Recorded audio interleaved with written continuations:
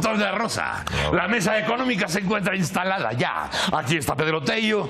Pedro, ¿cómo estás? José Luis de la Cruz. Muy buenos días. Te extrañamos la vez pasada, pero bueno, vimos que estabas en buen resguardo. Disfrutó. Disfrutaste. Dice, se veía que estabas disfrutando. Una soleada pírrica. Bastante bueno. Pero bienvenido, hombre. Hombre, muchas gracias, Broso. Oye, y después de todo lo que hemos vivido estos días, Híjole. todavía nos vienes a soltar un soplamocos más. Una buena, por favor. Una noticia que no es tan buena. Pues se suma a la ya de por sí larga cadena de malas noticias que traemos en materia económica. Sí. Fíjate, Broso, que la semana pasada se dio a conocer el comportamiento de la producción industrial mexicana, cifras correspondientes al mes de mayo.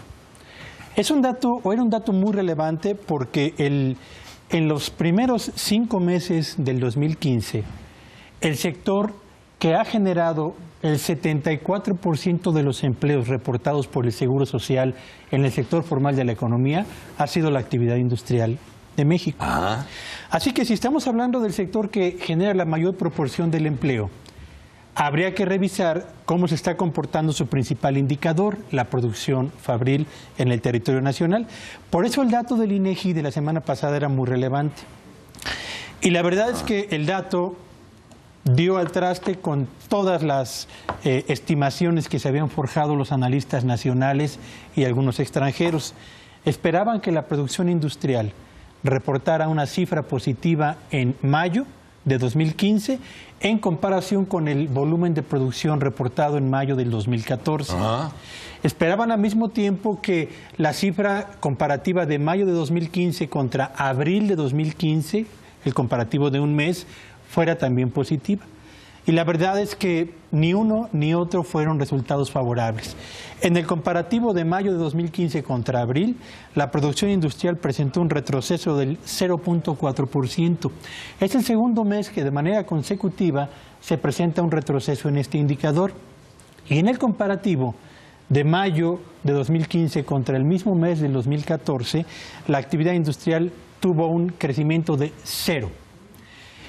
No es un dato que visto en forma aislada representa mayor preocupación, pero cuando revisamos el comportamiento de los meses previos, la tendencia que ha mostrado este indicador, pues entonces empiezan a encenderse las luces de alarma.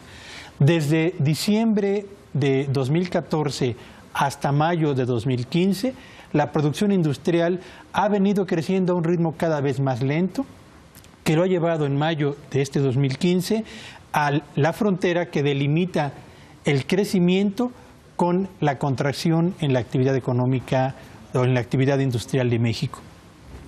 Si no se hace algo, y lo quiero dejar perfectamente claro, para contener la tendencia a la baja de la producción industrial, el único sector generador de empleo en la actividad económica mexicana en 2015 va a convertirse en un expulsor neto de mano de obra más que en un generador de oportunidades de trabajo. Y eso para un país como el mexicano, con una población juvenil tan importante y con requerimientos de empleo que superan el 1.000.000 de puestos de trabajo cada año, sería una noticia catastrófica en materia económica, hablando de lo que muchos se ufanan en decir, que es el bono demográfico que favorece a México. Cierto, tenemos una población joven y lo tendremos por 10 años más, pero de nada nos sirve tener población joven si no la tenemos bien educada, y si no tenemos oportunidades laborales suficientes para incorporarla productivamente a las actividades económicas del país. La industria mexicana, cifras de mayo, enciende las luces ámbar y prácticamente estaría ingresando a la sala de urgencias para recibir atención inmediata si queremos evitar que se convierta en un colapso del sector más relevante de la actividad económica nacional en el resto del 2015. La pasmosidad o la necedad que observamos en muchos órdenes del gobierno, el no querer ver lo evidente, el voltear la vista a algo que es obvio, también se refleja en la cuestión económica, porque ya hemos sido testigos de de esas cegueras repentinas que le entran al gobierno para no ver lo obvio, lo evidente, lo que está ahí. ¿También se repite en el asunto económico esta misma actitud? Bueno, al menos me parece que en eso sí hay consistencia en el gobierno. Digamos que en la parte política, económica, se sigue una manera similar. ¿Por qué? Un tanto en la parte industrial era complicado esperar que existieran buenos números cuando nosotros observamos que México depende del ciclo de Estados Unidos y el ciclo norteamericano tiene al menos 3 meses que va a la baja.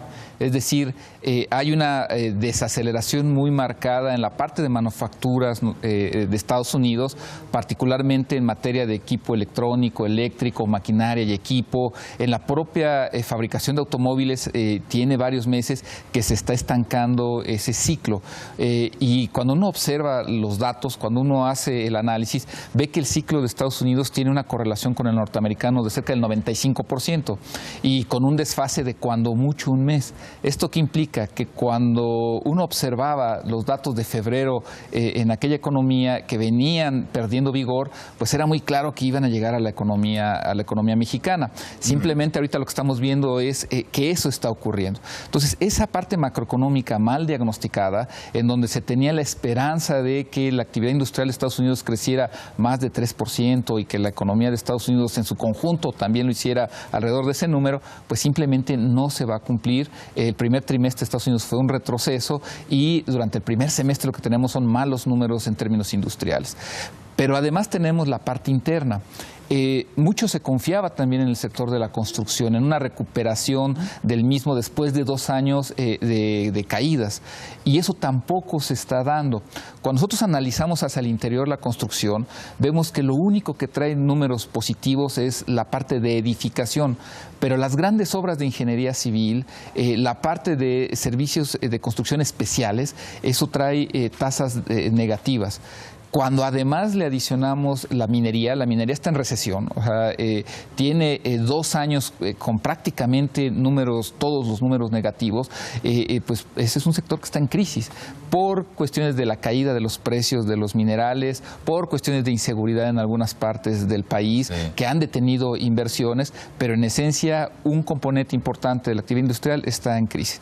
Y finalmente nos tenemos la parte de generación de energía eléctrica, gas, electricidad, en donde crece, pero a tasas muy modestas, 2% más menos, y finalmente las manufacturas, en donde el problema de estas manufacturas es que no siguen la lógica del mercado interno, siguen la lógica del mercado de Estados Unidos, que cuando le está yendo bien, pues se reactiva la exportación, pero la exportación tiene 3 o 4 meses que nos está dando esos signos de debilidad. Solo el sector automotriz mantiene algunos elementos positivos por ahí, y entonces lo que tenemos que preguntarnos es ¿qué alternativas existen de política económica que podamos nosotros vislumbrar se aplicarán para que esto cambie?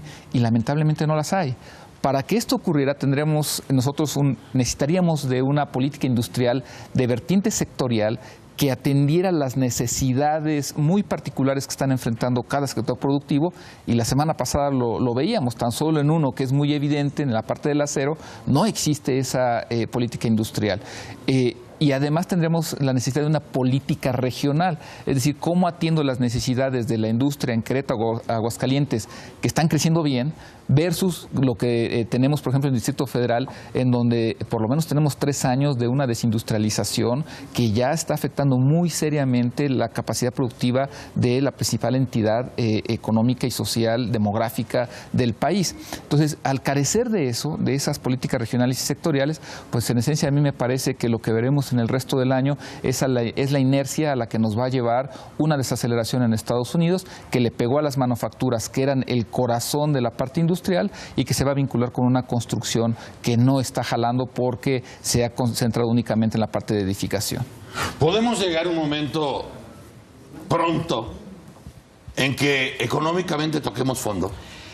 Yo esperaría que lo toquemos ya, porque significaría que de ahí para abajo o de ahí en adelante estaríamos empezando a repuntar. El detalle, Bruso, es que los datos que dan cuenta del comportamiento de la actividad industrial indican que lejos de tocar fondo seguimos para abajo. La minería bien lo ha comentado José Luis, tiene 2 meses con números negativos. La industria de la construcción, que empezaba a repuntar, empieza nuevamente a desacelerarse. La edificación, que era el sector que estaba empujando al alza la actividad de la construcción, reportó cifras en mayo que equivalen a la tercera parte del ritmo de avance que había mostrado en los 2 meses previos, es decir, se desaceleró consistentemente.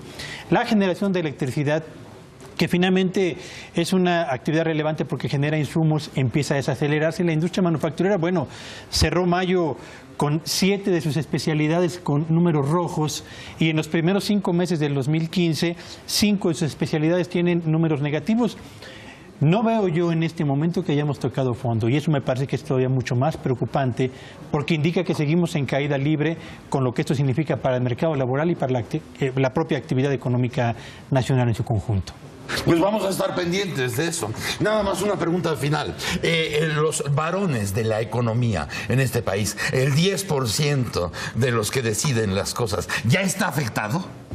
Digamos que ellos tienen empresas de nivel transnacional, que siguen una lógica distinta a las del mercado interno, que ellos sí ya están afectados. Los del mercado interno ya están afectados. Porque tienen una población en donde 61 millones son pobres. José Luis de la Cruz, muchas gracias. Pedro Tello.